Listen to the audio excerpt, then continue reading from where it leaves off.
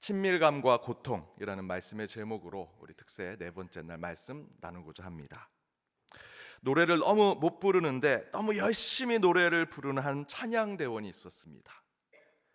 노래를 너무 못 불러서 함께하는 찬양대원들이 너무 괴로워하는 것입니다. 그분의 노래를 들으면 고통에 빠지는 거죠. 살짝 쓴웃음을 짓는 분들은 그래서 찬양대 지휘자가 목사님을 찾아갔습니다. 목사님, 그 집사님이 너무 노래를 못 불러서 저희 찬양대원들이 너무나 고통스러워합니다. 너무 괴로워합니다. 목사님이 어떻게 그 집사님을 좀 만나서 잘 얘기해서 찬양대를 그만두게 해주십시오. 그래서 목사님이 고민하다가 그 집사님을 불렀습니다. 집사님이 열심히 노래 부르고 찬양하시는 건 알겠는데 그 노래를 조금 못 부르셔서 많은 사람들이 괴로워하고 고통에 빠져 있습니다. 6, 7분의 찬양대원이 저를 찾아와서 힘들다고 하니까 찬양대를 그만두시는 게 어떻겠습니까? 그러자 그 집사님이 이렇게 얘기합니다. 그렇다면 목사님, 저도 할 말이 있습니다. 목사님, 성도님들의 60명, 70명이 목사님의 설교가 너무 졸려서 고통 속에 빠져 있습니다. 목사님, 설교 그만두시겠습니까? 저는 이야기에 두 개가 다 찔립니다. 그 이야기를 듣고 목사님이 곰곰이 생각하더니 서로 없었던 일로 해서 열심히 찬양대원으로 열심히 설교단에 섰다고 합니다. 우스개 얘기로 저희가 들었지만 사실은 매우 중요한 메시지를 저희에게 주는 이야기입니다. 세상에 그 어떤 사람도 고통 없이 살아가는 사람이 없다라는 것이죠. 반대로 때로 저와 여러분은 누군가에게 고통을 주고 있는 자다라는 것입니다. 고난과 고통은 일부 소수 몇 사람만 겪는 것이 아니라 모든 사람이 다양한 이유로 고통과 고난을 겪고 있다라는 것이죠. 고통은 어쩌면 우리의 일상과 같은 것입니다. 가장 가까운 곳에서 우리의 삶의 일부로 드러나는 것이 고통이요 고난이라는 것이죠. 2010년 8월에 칠레 대지진이 발생해서 한 구리 광산이 붕괴됐습니다. 그런데 700m 지하에 광부 31명, 트럭 운전사 2명이 총 33명이 매몰이 됐습니다. 그래도 다행히 광산이 붕괴될 때 광부들은 지하 대피소로 피신해서 생명은 지킬 수 있었습니다. 하지만 말이 대피구역이지 너무 열악해서 지상에서는 아무리 대피구역에 몸을 피했을지라도 그들의 생존 확률은 2%밖에 안 된다. 모두 곧 죽을 것이다 라고 예상을 했습니다. 그 가운데 계속 구조 작업을 진행할 때 붕괴된 그 광산 안의 대피구역의 33명은 뜨거운 지열 그리고 어둠, 유통기한이 지난 음식들, 냄새가 진동하는 공업용수를 마시면서 그래도 생명부지를 해와갔습니다. 그런데 그때 기독교 신자였던 한 광부인 호세 엘리케츠에게 몇몇의 광부가 찾아와서 우리 이제 마지막 때가 다가왔으니 우리를 위해 기도해달라고 이야기합니다. 그때 엘리케츠는 이렇게 기도했습니다. 주님, 저희는 착한 사람이 못 됩니다. 저에게 긍휼을 베풀어 주옵소서. 처음에 이런 회개 기도를 듣는 사람들은 기분이 나쁠 수 있었겠지만 어느 누구 하나 토를 달지 않았고 자신의 잘못을 수긍하기 시작합니다. 그러자 엘리케츠는 한 사람 한 사람을 두고 그들의 죄를 낱낱이 회개 기도합니다. 이 사람은 늘 술을 많이 마십니다. 하나님 용서해 주십시오. 이 사람은 화를 잘 냈습니다. 하나님 긍휼을 베풀어 주십시오. 이 사람은 가족에게 너무나 잘못을 많이 했습니다. 주님께서 자비를 베풀어 주십시오 라고 그 한 사람 한 사람의 죄를 다 까발리듯 이야기하면서 회개 기도를 하는 것입니다.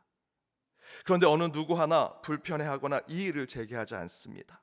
어찌 보면 자신들의 치부가 밝히 드러나는 것이고 그 얘기를 들을 때 마음의 상처가 되고 어쩌면 고난과 고통이 더 찾아오는 것이 되는데 그들은 모두 그것을 그대로 받아들였습니다. 그런데 그때 그 자리에 있었던 광부들이 구조를 받은 이후에 간증하는 내용이 바로 자신의 죄가에 대한 기도에 마음이 힘들고 괴로웠지만 도리어 함께 죽음과 사투를 벌이는 동료들과 그 회개 기도를 통해 자신의 죄가 들춰지지만 그 가운데 마음이 어렵고 힘들었지만 그 회개 기도를 통해서 친밀감이 싹트게 되었고 우정을 갖게 되었다라고 라고 그들이 간증했습니다. 그리고 나중에는 구조받기 전까지 엘리 캐츠가 아니라 각자 스스로 회개 기도를 했다고 합니다. 그러면서 자신의 잘못에 대해서 서로 이야기하며 위로하고 격려하고 화해와 용서의 시간을 갖게 된 것입니다. 서로 회개 기도할 때 각자는 개인의 죽음의 문 앞에 왔다고 찾아왔지만 서로에게는 평안을 나누는 시간을 가졌다라고 이야기합니다. 그러다가 17일 만에 지상에서 그 지하 700m 갱도를 뚫어서 생존을 확인하고 2달 동안 음식과 물을 그곳에 넣어주어서 70일 동안 그곳에 있다가 그들이 다 생존해 구조를 받았습니다. 바로 칠레에 붕괴된 광산 이야기에서의 고통은 때로 우리를 더 가깝게 하고 그 고난 때문에 서로 위로하고 힘을 주면서 살게 된다라는 것이죠.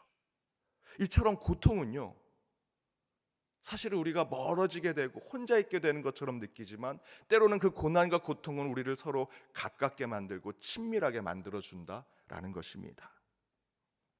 오늘 본문 26절에서도 이렇게 이야기합니다. 우리 함께 읽어보겠습니다. 이와 같이 성령도 우리의 연약함을 도우시나니 우리는 마땅히 기도할 바를 알지 못하나 오직 성령이 말할 수 없는 탄식으로 우리를 위하여 친히 간구하시느니라. 우리는 우리의 연약함으로 고난과 고통 속에 살아가게 된다라고 이야기하죠. 그런데 그런 연약함으로 인한 고통과 고난 속에서 우리가 길을 잃고 때로는 믿음도 잃을 수 있습니다. 그때 바울이 고백하는 것이 뭐냐면 기도를 못할 정도의 고통, 앞을 제대로 보지 못할 정도의 고난 속에서 성령 하나님께서 우리에게 어떻게 하신다 말씀하고 계십니까? 오직 성령이 말할 수 없는 탄식으로 우리와 가까이 있는 것의 마음으로 기도하고 있다라고 이야기하고 있는 것이죠. 때로 우리는 우리 인간의 삶 속에서도 우리가 서로 고통과 고난을 받을 때 서로 친밀감을, 인간적으로 친밀감을 경험합니다. 상처받은 치유자처럼 나와 똑같은 질병을 앓은 사람이 있으면 그 사람의 고통이 굉장히 나와 친밀감과 가깝게 만들어주죠. 그 친밀감이 더욱 밀접해지는 것을 우리는 깨닫게 되죠. 더불어 우리의 상처와 아픔으로 인해 영적으로는요, 하나님과 더 가까워질 수 있습니다. 여러분이 오늘 고난과 고통의 문제로 기도하면 성령이 함께 탄식하심으로 우리의 고난과 고통으로 하나님은 우리에게 친밀감을 더 주신다라는 겁니다. 곧 저와 여러분이 겪는 시련과 역경 속에 실제로 우리는 하나님과의 관계가 더욱 밀접해지고 친밀해질 수 있다라는 것이죠. 그런데 두 가지를 우리가 착각해서는 안 됩니다. 그 첫 번째는 고난과 고통이 있다고 무조건 하나님과 가까워지는 것은 아니다라는 것이죠. 아픔과 상처가 있으면 하나님과의 친밀감이 느껴지게 된다고 하니 일부러 저희들이 아픈 곳을 찾아가거나 또한 저희들이 안 가도 되는 고난 속에 빠져서 살려고 하는 것은 고통과 친밀감에 대한 영적인 이유를 잘못 깨닫고 있는 것이다라는 겁니다. 요즘 맨발 걷기가 유행입니다. 오늘 또 새벽기도 끝나고 맨발 걷기 하실 분들 계실지 모르겠는데요. 저희 아버님은 가족 모임 할 때마다 저희들에게 맨발 걷기 하라고 얘기하십니다. 요즘 거기에 빠지셨습니다. 맨발로 걸으면 일부러 지압이 돼서 발이 아프지만 건강하게 되고 또 더러운 진흙도 묻고 하지만 오히려 그것이 더 깨끗하게 되는 효과가 있다라고 얘기하십니다. 그런데 여러분, 이게 미디어의 병폐 아니겠습니까? 한번 방송에서 맨발 걷기가 좋다고 하니까 서로 너도 나도 공원에 가면 다 맨발로 걷고 있다고 합니다. 제가 첫 사역지 나갔던 풀타임 사역했던 곳에 나이가 많은 환갑이 되신 부목사님이 계셨습니다. 그분이 소변을 마시는 것이 그의 민간요법이었습니다. 저희들에게 매번 만날 때마다 제일 힘들었던 데가 언제든 밥 먹을 때 항상 그 얘기를 하십니다. 그리고 아침에 오면 제 귀에다 대고 김 목사 마셔봤어? 얼마나 힘들겠습니까? 제가 미국에 있을 때는 올리브유를 입에 머금고 1시간을 버티면 평생 충치가 오지 않는다는 겁니다. 해보신 분 계십니까?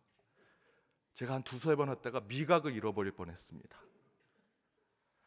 대부분의 유행을 타는 민간요법은요, 무작정 고통을 참는 겁니다. 참으면 치유가 된다. 그런데 여러분, 그렇게 무작정 고통을 참으면서 민간요법을 하실 거면요, 새끼밥 잘 잡수시고요, 지금 잡수시는 약 잘 잡수시고 그냥 편안한 운동하시면 됩니다. 다시 말씀드리지만 고통 그 자체가 선한 것이요 고난이 무조건 우리에게 구원을 줄 것이다, 착각이라는 것이죠. 고난과 고통이 분명히 하나님과 가까워지는 영적인 역할을 하는 것은 맞지만 고난 자체를 여러분 우상시하거나 숭배하는 것, 고통만이 영적인 것이라고 말하는 것은 잘못된 것입니다. 그러나 대신에 오늘 본문 25절의 말씀에 보면 우리를 향한, 그러나 우리는 보지 못하는 하나님의 뜻을 바라고 참으며 기다리기 위해 경험하는 고난과 고통은요 하나님과의 관계를 더욱더 친밀하게 만들어준다라고 이야기합니다. 곧 동양 종교에서처럼 고행을 하고 고통 그 자체가 수행이 되어서 종교의 경지에 오른다, 해탈의 경지에 오른다라는 것 대신에 우리 신앙에서의 고난과 고통은 하나님의 목적과 하나님의 방향을 깨닫게 하는 것이다라는 겁니다. 예수님의 고난이 무엇입니까? 우리를 구원하시고자 하는 하나님의 뜻이 있죠. 그 십자가 골고다의 언덕을 오르며 채찍을 맞으시고 엄청난 고난과 고행 속에 그 길을 걸으셨습니다. 그것이 단순히 내가 채찍 맞는 것이 내 종교의 목적이다 라고 하지 않으셨습니다. 채찍을 맞고 고난을 받고 칼에 찔리심을 당하고요, 비웃음을 당하고 조롱을 당하지만 저 위에 골고다의 십자가를 통해서 우리를 구원하시기 위한, 도저히 구원받을 수 없는 저희에게 새 생명을 주기 위한 목적을 갖고 계셨던 고난과 아픔을 겪으셨던 것입니다. 바울이 눈물로 선교했죠. 가는 곳곳마다 돌을 맞고 사람들에게 비난을 받고 죽기까지의 그 선교에 여행했습니다. 그렇게 했던 땅끝까지 그가 선교를 통해서 고난과 고통을 받았던 이유는요, 땅끝까지 이르러 내 하나님의 말씀, 복음을 전하라고 하는 하나님의 뜻이 그 가운데 있었기 때문입니다. 따라서 여러분 지금 아프고 고통 속에 있다면 그럼 이제 곧 하나님과 가까워지겠다라는 착각 속에서 여러분 벗어나셔야 하고요, 대신에 저와 여러분은 하나님 왜 제게 이런 고난과 아픔을 주셨습니까? 라는 하나님의 목적을 찾아가는 오늘 이 기도의 시간이 되셔야 합니다. 그런 오늘 여러분의 기도가 여러분의 삶에 고난과 고통의 문제에 해답을 주고 그 뜻을 깨달아 하나님과 더욱더 친밀해지는 저와 여러분, 우리 연동의 모든 권속들이 되시길 주님의 이름으로 축복합니다. 두 번째 우리가 주의해야 할 것은 우리에게 주어진 고난과 고통에 우리가 신음은 낼 수 있습니다. 아프다고 주님께 기도할 수 있습니다. 하지만 불평과 원망은 하지 말아야 한다는 것이죠. 우리는 우리 앞에 주어진 고난에 아버지, 하나님, 주여 라고 하는 탄식만 외친다고, 분명히 탄식만 외치고 그 신음소리만 내어도요 기도가 되고요 하나님이 들으십니다. 그런 고난의 기도는요 하나님과의 친밀감을 더 높게 하죠. 출애굽기 6장 5절에 보면 그런 증거가 있습니다. 이제 애굽 사람이 종으로 삼은 이스라엘 자손들의 신음 소리를 내가 듣고 나의 언약을 기억하노라. 이스라엘 백성들이요 노예를 살고 그들이 고통 가운데 살면서 하나님 살려주십시오라고 기도하지 않았습니다. 그저 자신의 아픔에 신음소리를 내며 그저 하루하루를 살아가는 이스라엘 백성들이었죠. 그런데 그것을 하나님께서 들으시고 그 이스라엘 백성들의 고난에 대한 그 신음소리에 하나님의 구원의 약속이 그곳에 있었습니다. 그러나 그런 고난의 신음소리를 내던 똑같은 백성이요 다른 상황이 되니 이렇게 합니다. 신명기 1장 27절에 보니 장막 중에서 원망하여 이르기를 여호와여 우리를 미워하심으로 아모리 족속의 손에 넘겨 멸하시려고 우리를 애굽 땅에서 인도하여 내셨도다. 가나안 땅을 앞에 두고 12 정탐꾼을 보냈습니다. 10명이 돌아와서는 우리는 도저히 그곳에 못 갑니다. 그들은 거민입니다. 우리 들어가면 다 죽을 것입니다. 우리는 메뚜기에 불과합니다 라는 얘기를 듣고 우리가 괜히 여기에 왔다 다시 돌아가자. 노예로 살면 배는 배부르고 등은 따스하게 잠은 잘 수 있지 않겠느냐. 백성들이 어떻게 했습니까? 원망했습니다. 불평했습니다. 탄식과 신음이 아니라 불평과 원망을 했을 때 하나님은 이렇게 하십니다. 신명기 1장 34절에서 35절입니다. 우리 함께 읽어보겠습니다. 여호와께서 너의 말소리를 들으시고 노하사 맹세하여 이르시되 약한 세대의 사람들 중에는 내가 그들의 조상에게 주기로 맹세한 좋은 땅을 볼 자가 하나도 없으리라.